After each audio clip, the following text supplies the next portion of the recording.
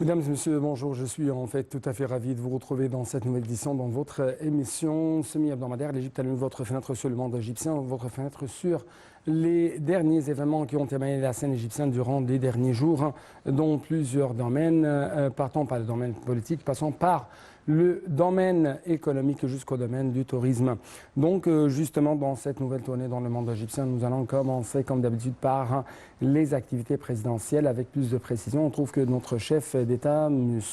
Abdel Fattah el-Sisi, s'est réuni hier avec le ministre de Waqf, Dr Mohamed Mokhtar Goum'a. Le chef de l'État a donné ses directives pour poursuivre les programmes de formation, de réhabilitation scientifique et culturelle des imams et des prêcheurs pour pouvoir traiter d'une manière positive et réaliste les questions avancées ou les questions de l'heure. Donc les explications tout de suite avec notre collègue Sarah Al-Maghrabi.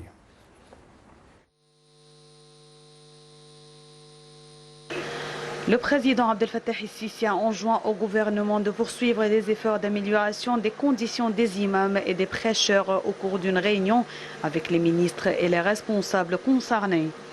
Le chef de l'État a donné des directives de continuer les programmes de leur formation et de réhabilitation scientifique et culturelle en fonction des modèles les plus modernes, en vue d'ajouter à leur capacité les moyens de traiter d'une manière positive et réaliste les questions avancées, assurer la conformité du discours religieux aux évolutions de cette époque et réagir d'une manière éclairée et équilibrée, tout en tenant aux fondamentaux, renforçant la correcte compréhension de la religion et ses objectifs nobles et les valeurs humaines. Le porte-parole de la présidence, Ahmed Fahmi, a indiqué que la réunion a porté sur un nombre de questions, y compris les préparatifs pris par le ministère des Waqf pour le mois de Ramadan, les activités sociétales et de la Dawa, et fait le suivi de la réalisation des directions présidentielles, de développer les ressources et actifs de l'autorité des Waqf, et en assurer sa meilleure gestion et investissement en faveur du profit public. Le chef de l'État a pris acte du plan du ministère sur la récitation du Coran, notamment dans les grandes mosquées, le déroulement du concours mondial de la récitation du Coran tenu ce mois en cours sous les auspices du président de la République. Il a ordonné renforcer l'intérêt pour les personnes distinguées et talentueuses de travailler à affiner leurs talents, à développer leur esprit, à améliorer leur compréhension des significations et des objectifs du Saint-Coran. Le ministre des Waqf, Mohamed Mokhtar Goum'a, a pour sa part présenté le plan du ministère pour le mois de Ramadan, les programmes de la Dawa, les colloques et rencontres intellectuelles au cours du mois précité que le président a demandé de généraliser au niveau de la République. Conformément aux directives du président Abdel Fattah el-Sisi, l'Égypte a envoyé à la Syrie et à la Turquie 5 avions militaires transportant des aides médicales urgentes afin d'aider à soulager la souffrance des deux peuples sinistrés.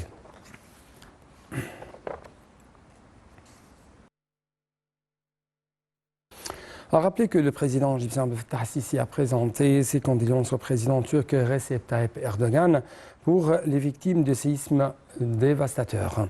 Lors d'un appel téléphonique effectué hier avec M. Erdogan, le chef de l'État a affirmé la solidarité de l'Égypte avec le peuple turc. Le président turc, pour sa part, remercie le président Sisi pour ses sentiments qui traduisent la profondeur des relations historiques liant les deux peuples frères.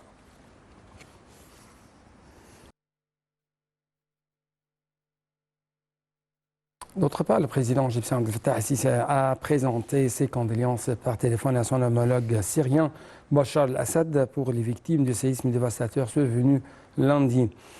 Dans les pays souhaitant un prompt rétablissement aux blessés, le chef de l'État a affirmé la solidarité de l'Égypte avec la Syrie dans cette douloureuse épreuve, soulignant avoir donné ses directives pour fournir toute aide et tous les secours possibles à cet égard. De son côté, le président syrien a exprimé sa gratitude pour ce geste généreux du président Sisi, soulignant la fierté de la Syrie quant aux relations historiques et fraternelles qui lient les deux pays et les deux peuples frères.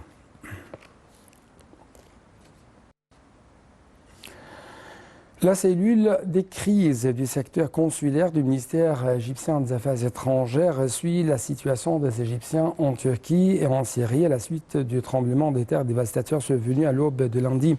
Le contact avec l'ambassade, les contacts de l'ambassade avec la communauté égyptienne ont révélé qu'il y avait 2 victimes d'une même famille à la suite de l'effondrement de leur immeuble à Eskanderoun. Le ministère des Affaires étrangères a déclaré que l'ambassade à Ankara continue de communiquer avec un certain nombre de citoyens légèrement blessés pour s'enquérir de leur état. Concernant la situation des Égyptiens en Syrie, le ministère des Affaires étrangères a déclaré qu'il n'y avait pas d'informations ce jour indiquant la présence de victimes égyptiennes.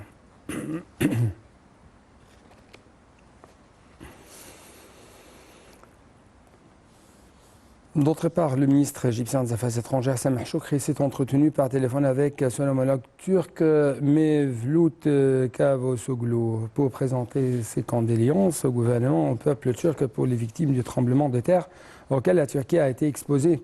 Le ministre égyptien des Affaires étrangères a informé son homologue turc que l'Égypte avait décidé d'acheminer des secours d'urgence en solidarité avec la Turquie face aux répercussions de cette catastrophe, selon les indications faites par le porte-parole du ministère dans un communiqué de presse. Pour sa part, M. Cavusoglu a exprimé les remerciements de son pays pour la solidarité manifestée par l'Égypte avec la Turquie dans cette horrible catastrophe.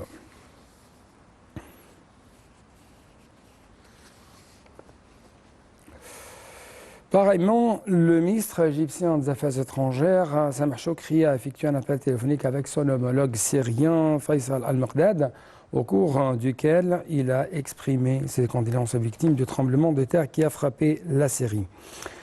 Lors de cet appel téléphonique, M. Choukri a informé le chef de la diplomatie syrienne de la décision du gouvernement égyptien d'envoyer des secours d'urgence en solidarité avec la Syrie face aux répercussions de cette catastrophe. Choukri a également souhaité le succès des efforts de sauvetage en cours et un prompt rétablissement aux blessés.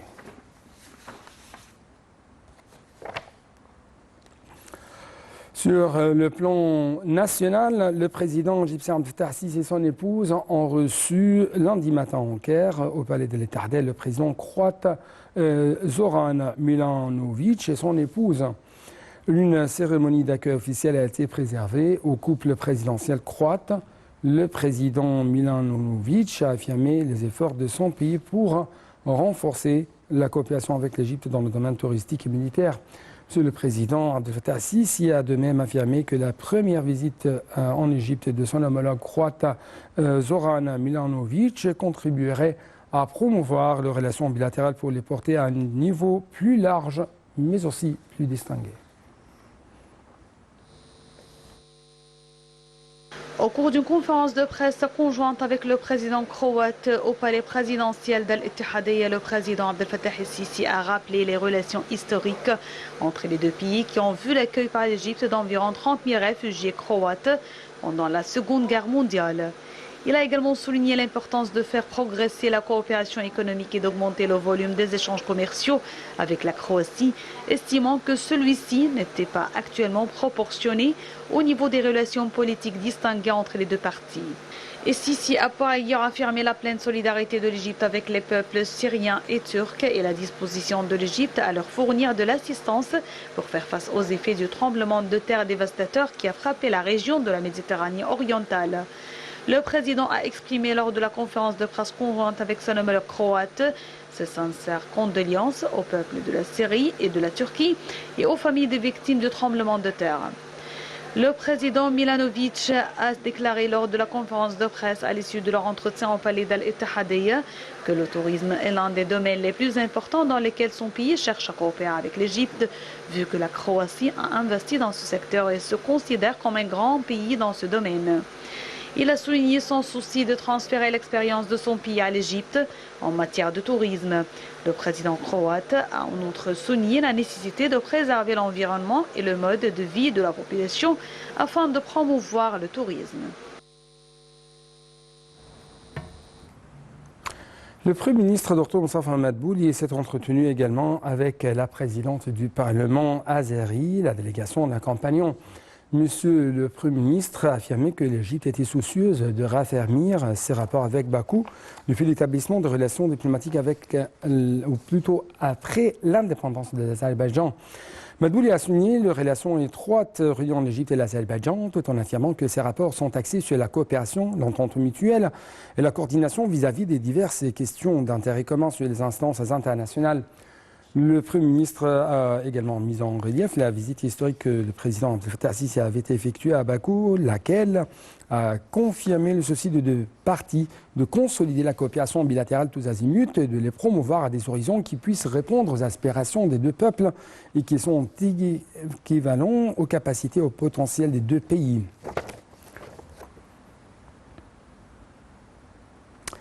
Le ministre égyptien des Affaires étrangères, M. Samar Choukri, a reçu hier le représentant spécial de l'Union européenne, RSUE, pour le processus de paix au Proche-Orient, M. Seven Koopmans. L'entretien portait sur la situation dans les territoires palestiniens. Selon le porte-parole, les parties internationales s'attachent à la concertation, à la coordination avec l'Égypte en ce qui concerne les efforts d'apaisement entre les parties palestiniennes et israéliennes et les moyens de reprendre le processus de paix.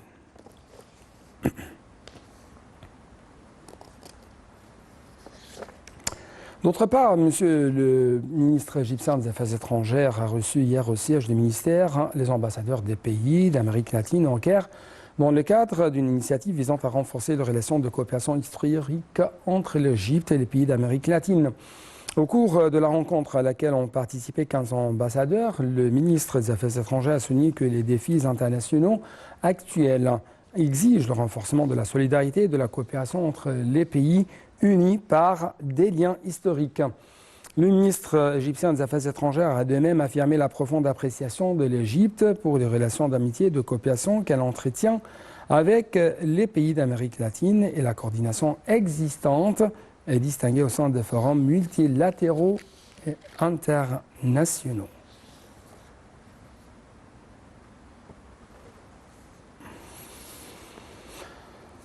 Nous poursuivons toujours notre tournée dans le monde égyptien et cette fois-ci, nous devons jeter plus de lumière sur les efforts égyptiens dans le dossier libyen. Avec plus de précision, le ministre égyptien des Affaires étrangères, Samar Choukri, s'est entretenu hier avec l'envoyé spécial de l'ONU à Tripoli des moyens de promouvoir le processus politique en Libye. Le chef de la diplomatie égyptienne a souligné qu'il était important que certaines parties étrangères cessent d'adapter le processus politique en Libye en fonction de leurs intérêts. Les explications avec Salam Marabi. Le ministre des Affaires étrangères, Samar Choukri, a souligné qu'il est important que certaines parties étrangères cessent d'adapter le processus politique en Libye en fonction de leurs intérêts. Il a ajouté que tous les partenaires de la Libye assumaient la responsabilité d'apporter le soutien aux Libyens afin de parvenir eux-mêmes au consensus escompté et de ne permettre à aucune partie d'imposer la politique du fait accompli. Le chef de la diplomatie s'exprimait alors qu'il s'entretenait hier avec l'envoyé spécial de l'ONU à Tripoli des moyens de promouvoir le processus politique en Libye. Lors de l'entretien, l'émissaire onusien a remercié l'Égypte pour ses efforts menés à tous les échelons dans le règlement de la crise libyenne, notamment le processus constitutionnel, le groupe de travail économique et le comité militaire mixte libyen 5+5.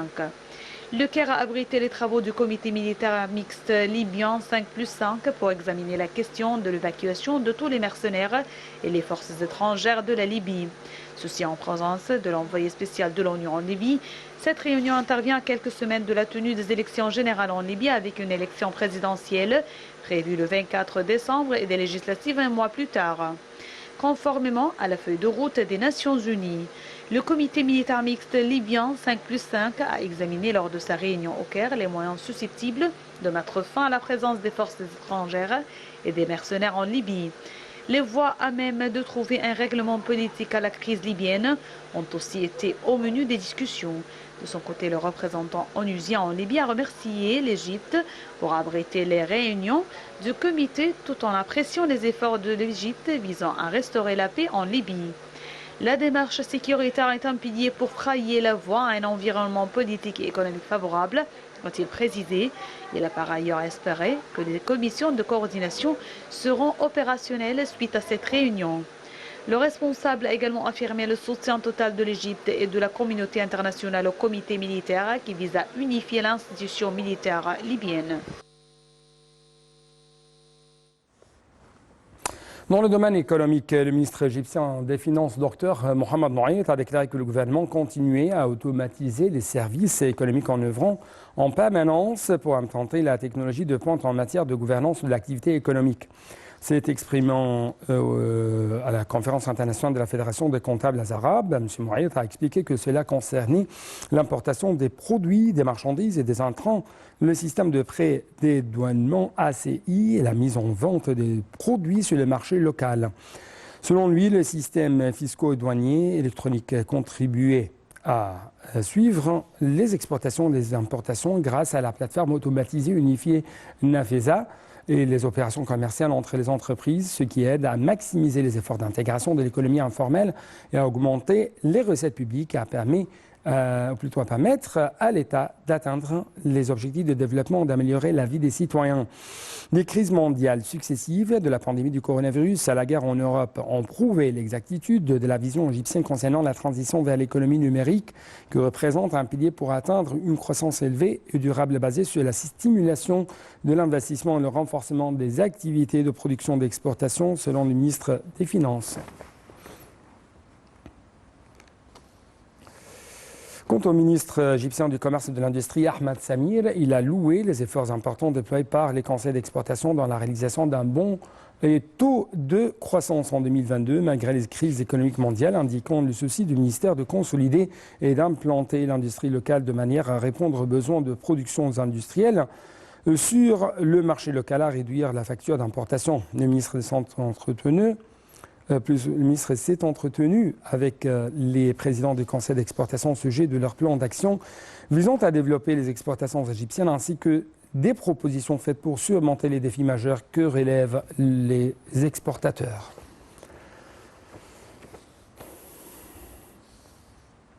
Le président de l'autorité générale de la zone économique du canal de Suez, Walid Gamaleddine, a indiqué que l'autorité visait à transformer la zone économique du canal de Suez en un centre régional de production des négoces d'hydrogène vert. M. Gamaleddine s'est exprimé lundi au Forum économique de haut niveau qui se tient dans le cadre d'une visite d'une mission économique de l'Organisation internationale de la francophonie, OIF, laquelle est organisée par le ministère égyptien des Affaires étrangères en collaboration avec l'OIF. M. Gamaleddine a mis en relief la position géographique unique de la zone économique sur les deux côtes du canal de Suez. Le parcours maritime le plus important au monde est passé en revue la vision stratégique de cette zone, les réalisations faites depuis sa création, les objectifs à atteindre et la période actuelle.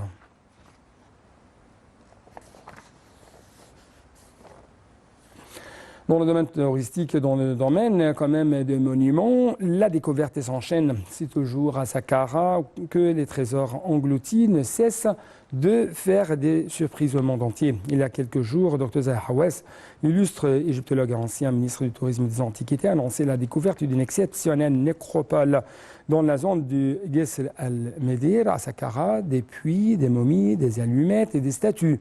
Ces découvertes appartiennent à l'époque de l'Ancien Empire. Il s'agit de 4 tombeaux scellés qui appartiennent à la 5e et 6e dynastie. Cet travail a été mené par une mission conjointe égyptienne avec le Conseil suprême des Antiquités. De même, l'ancien ministre du Tourisme et des Antiquités a expliqué que la mission avait également trouvé un puits de 15 mètres de profond sur lequel se trouvait une salle funéraire.